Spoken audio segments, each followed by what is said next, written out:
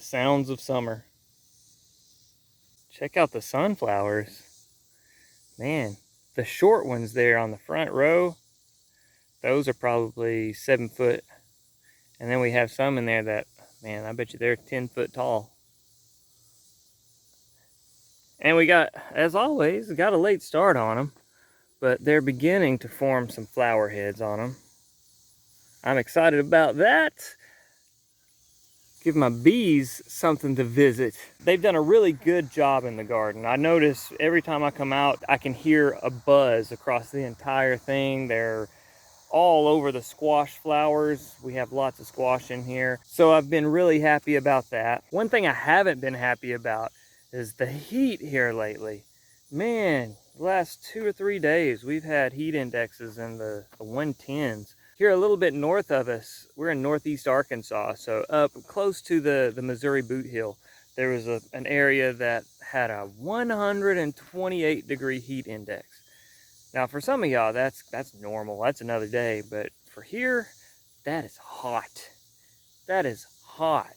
That's like, we ain't used to that stuff. And it takes a lot to keep me indoors. I love being outside, but man, the last few days, no.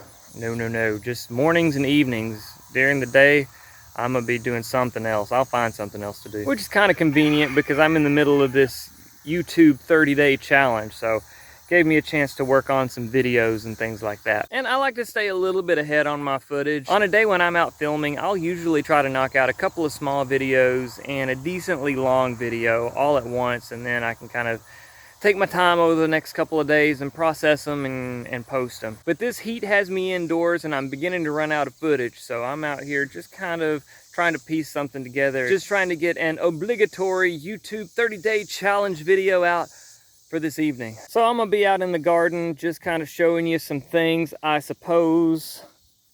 Some things that I'm happy about. Oh, here we go. I've got some watermelons growing. I weeded all of this out. You may have caught one of my recent videos where I showed you a toxic, possibly deadly lookalike for watermelon.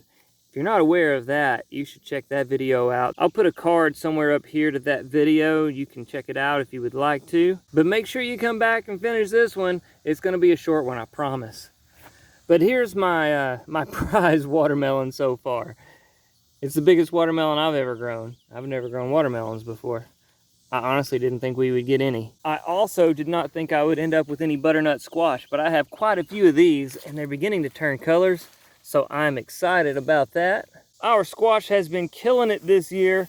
I haven't been out in a couple of days, so watch this, look at this. Oh my gosh! That thing is like a football. I'm just gonna leave this. I figured this part of the season is winding down. I'm gonna plant some more squash plants to kind of bridge the gap between these and whatever we can get by the end of fall.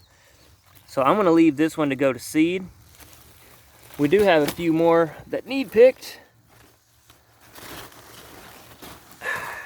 That's more like it.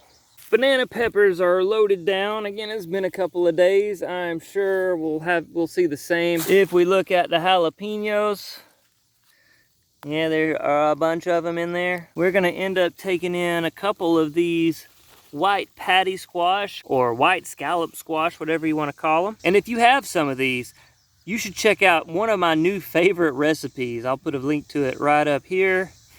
It's a really delicious way to prepare these scallop squash. And to end this video out, I have a request. These are Charente melons. I got the seeds in my package from last year's Shed Wars, and I have a handful of these growing, but I don't know how to tell when they're ripe. So if you know anything about these Charente melons, if you would, tag me in a video.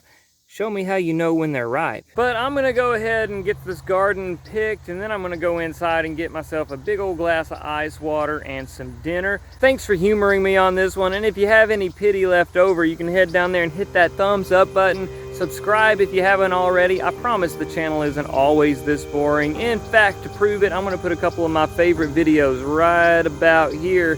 You can click on one of those for more daily, sustainable living.